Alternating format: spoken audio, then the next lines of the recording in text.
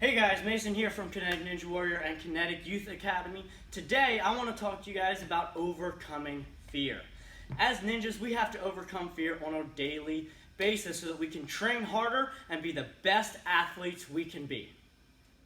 So the first step to overcoming fear is understanding what fear is. Fear is just telling us that something could go wrong, not telling us something will go wrong, just to be careful when performing that skill or completing that obstacle. So how do we overcome this? Well, the first thing is we can tell ourselves why the activity we're doing is actually safe. So maybe you have a big mat under you. Maybe you have someone spotting you, or you've done similar techniques and skills and obstacles. Tell yourself that. Tell yourself, if I fall, I'm going to land on this big squishy mat and I'm going to be completely fine. Or if I don't quite make it, the person spotting me will make sure I get to a safe place to fall. Or I've done this so many times, I know my body can handle it safely. Tell yourself that so that you don't get scared and you can overcome that fear. Another technique for overcoming fear is don't hesitate.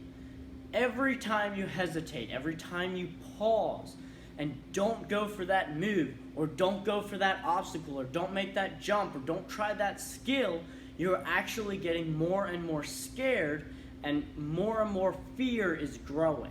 And eventually you will get to the point where you're paralyzed by fear and you won't actually be able to overcome it and attempt that activity that you're doing. So don't hesitate. Commit early on and you have a much better success of overcoming that fear. Another technique we can use to overcome this fear is use progressions.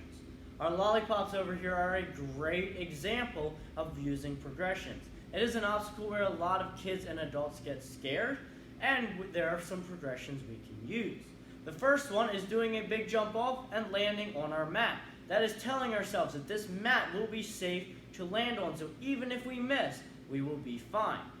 The next progression we might use is looking up at where we are going, doing that big jump, trying to maybe touch onto the handles, and then still landing on those feet. Once again, telling us even if we jump up towards it, we will be completely fine because we can land on our feet on the mat.